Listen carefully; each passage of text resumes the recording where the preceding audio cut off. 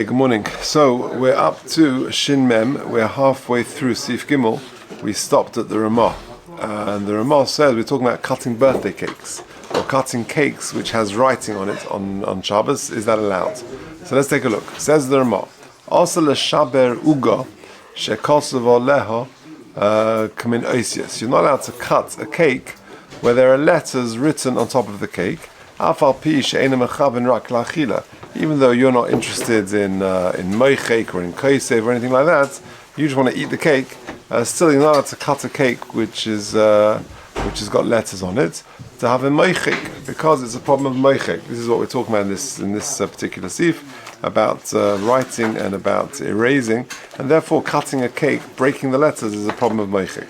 So let's see the Mishnah Berurah for more detail. Also l'Shabbos, sif cotton yud dalet, we're shin mem.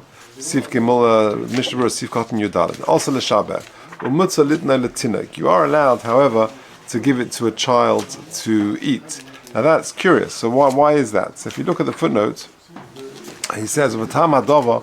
The reason is she'ein sarich l'moynei milishbar sa'is. You don't have to stop a child from breaking the letters of the cake, which is a problem of moichek. Kosav Mordechai. The Mordechai, one of the Rishonim in Shabbos, says, this erasing is not really almanas lichtov, which is the pure deraisa, and then bekachel israbanon. Therefore, it's only in israbanon.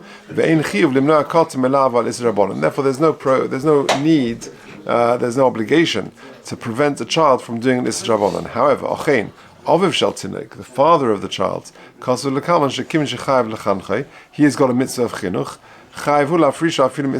He is obligated to stop him from an Isdrabonon. So therefore, when it says that you can give it to a child to eat, that's somebody else's child, but it's not your own child. Okay, so it limits it quite a lot. Mishnah Berurah says further, Tezvav, Shekosav Aleha. We're talking about where you've got lettering on the cake, which is from another thing. So, for example, you've got icing on a cake or something like that. So do you remember, like, there used to be those biscuits where they used to have on it nice. Do you remember those? Yeah. And it was written in the actual. It was like a defus. It was like an imprint, a mold that it had nice on it. So that's not a problem. That's okay. That's shari. It's not called writing because it's just part of the cake. But if it was separate icing or something on it, then it's a problem. If it's in the defus itself, it's not a problem of mechika. And so too, if you've written the letters with honey, which is mixed with water, because then it's considered part of the cake itself, and not like a separate entity like icing, which is on top of the cake. So it's lav dafka writing that you can't erase, but even if there are pictures, like images, meaningful shapes on top of the cake, that would also be a problem. To have in moichik, even though moichik is only a problem if it's almanas lichtov, and you're not erasing the letters on the birthday cake or whatever cake it is, almanas lichtov, you're going to come to write further, because nevertheless it's Isur Drabonon miyuika. There's still an Isur Drabonon with this, even if that's not your intention. Psikreshahu v'asa af midrabonon. Uchudmuch b'siman shin vav seif dalet. V'ayim b'seif v'dogel mervava. He is generally mekel. So he says, the Dogel Mervava says that you're allowed to break it not in the place of the letters. So in between the letters, you're allowed to cut it. Rag befiv derech achila, and but if it's derech achila, that means if you've got a slice of cake and you've got a letter on it, so you to eat it, you're not actually cutting it, but you're just eating, you're putting it in your mouth, derech achila would be okay.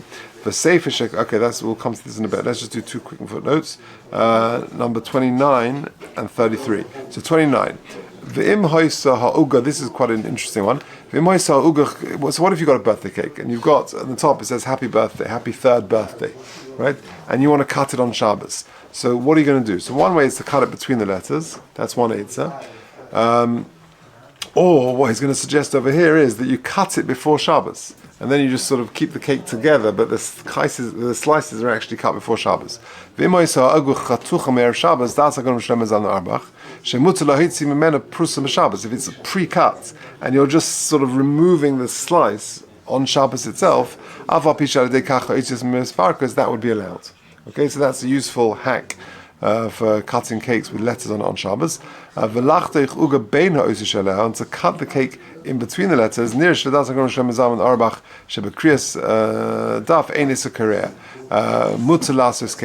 it would also allow you to cut between the letters. So I'll summarize the halachas of cutting cakes at the end, but that's an important point as well. Okay, let's go back to the Mishnah Berurah.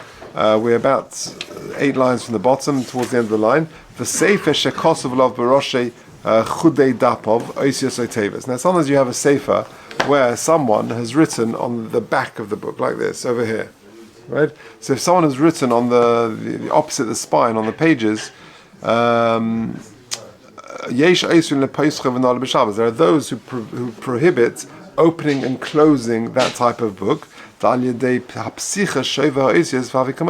every time you open or shut the book, you have there is a problem of meichik kosev. The Ramah writes in the Tshuva that it's actually mekel. Since a sefer is there to be opened and closed, that's just the way you use it. There's no problem really of mechika and ksiva. It's like a door which is there to be opened and closed. There's no binyan in the stira because that's its operation. Nevertheless, if you've got a siddur, for example, you come into shul and on the siddur it's got some writing over here. If you can, use a different siddur. But when push comes to shove, if you need this sefer, then according to the tshuva of the Ramah, it would be allowed. Okay, let's just summarize some of the halachas about cutting a cake. I've got it written up. I've got a separate share if you want to. There's a whole share on Torah anytime about cutting a birthday cake. But just a few points. So it's forbidden to cut a cake in a way that deforms the letter or ruins the picture. That's what this sif says. It is permitted to cut between the letters. So we just saw that in the footnote. If the letter were cut before Shabbos, the pieces of cake were left in place, it is permitted to separate the pieces on Shabbos. Okay, so imagine you've got the birthday cake and you just slice it, with a sharp knife, but it all looks like one cake, and you're just removing the slice before on Shabbos itself. That's also okay.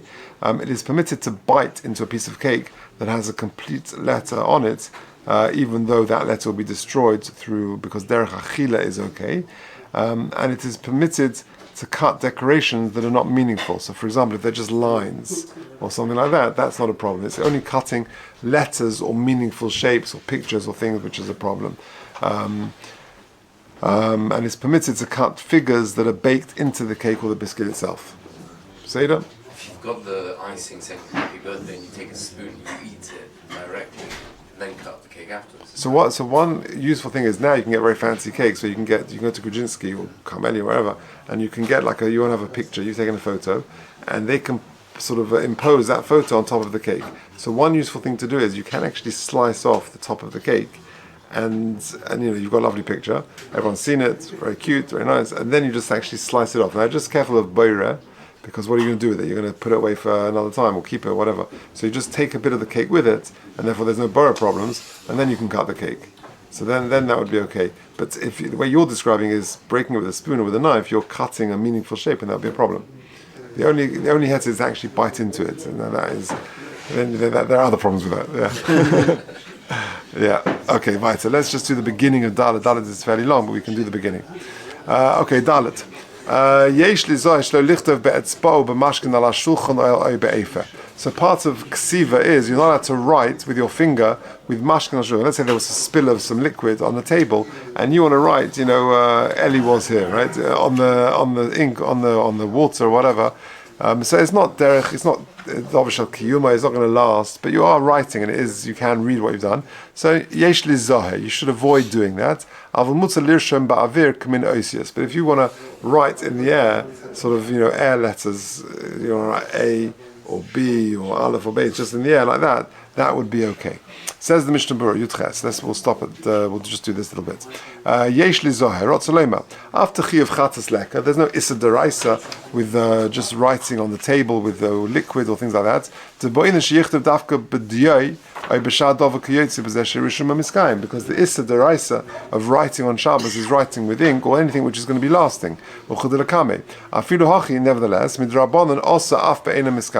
that's the important point. There is an Issa Drabanan even for temporary writing. B'mashkin,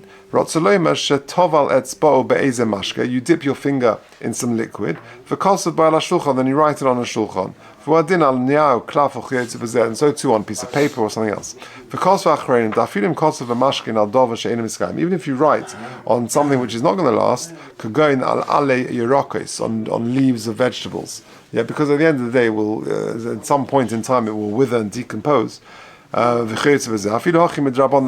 even temporary writing is also midrabanan, is caught by this. Or on ash, dry ash, right? So you go to the beach and on Shabbos and you want to write something. That's a problem because it may not last because the water will come in and the sea will wash it away. But still, temporary writing is not allowed on Shabbos. Now, what about? I was asked this Shaila Pesach when we were away. Not Pesach, we were just Sukkot just now. So we were. It was the program was on a coast, and a lady said to me, "What am I allowed to? Am I allowed to walk? To go for a walk?" She likes walking on the beach itself, on the sand itself. It was like very soft sand. People enjoyed walking there. It was nice weather. It wasn't hot enough that people could sunbathe there, so there wasn't those problems. But people would like to take walks on the beach. But on her shoes, on the underside of her shoes, she had words written there. You ever seen that? On the sole of the shoe, you've got writing there. So every step she takes, literally, she's writing. So is that a problem? So I told Baruch Hashem, I knew this halacha. If you look at 41, take a look.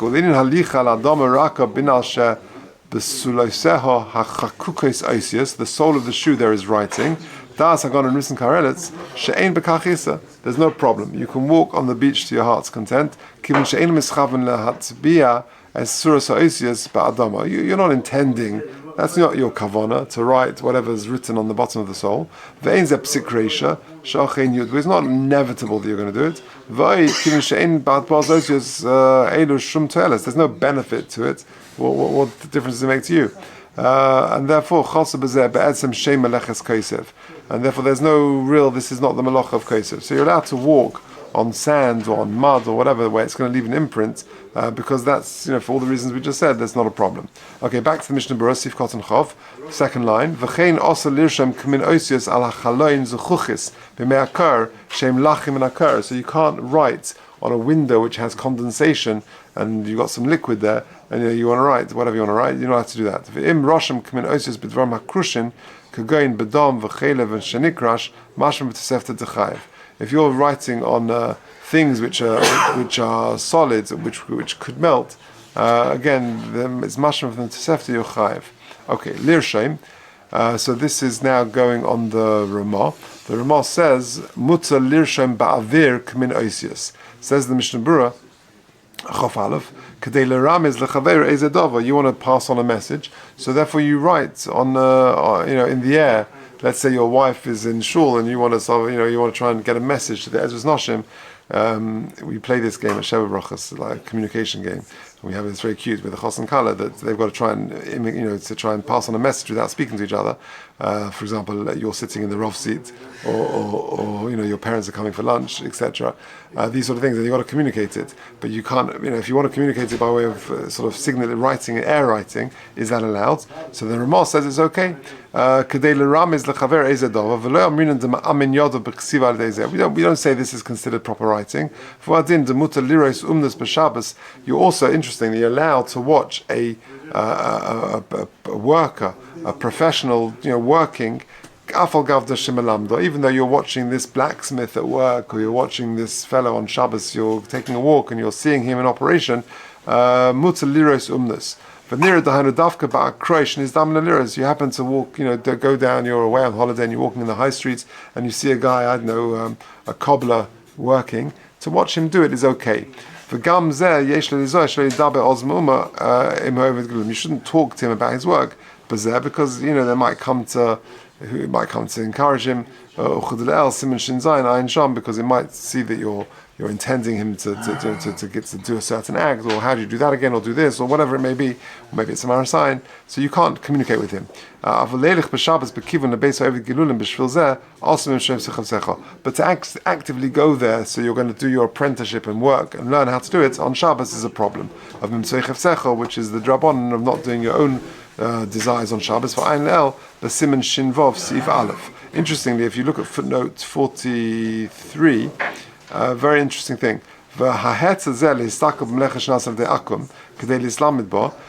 idea of going to a person, a worker, and you're watching him doing his craft, it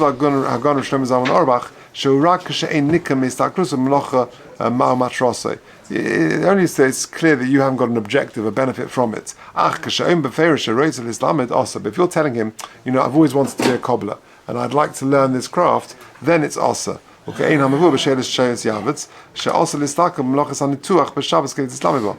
you want to become a surgeon and you're watching an operation, then it will be a problem. Nevertheless, in practice, he quoted in Nishmas Avram,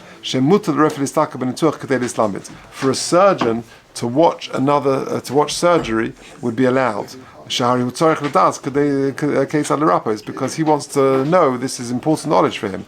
Student. But if you're still learning your craft, then it's not allowed. So an interesting chiluk. Just one more line. Ba'avir. So the Ramah says you're allowed to write in the air. So if I were just to take a sefer and just to write on it and just to go like that, on there, that's also allowed. It's like writing in the air. That's not a problem. Because there's no impression whatsoever. Where there is actual writing, and therefore that's a problem.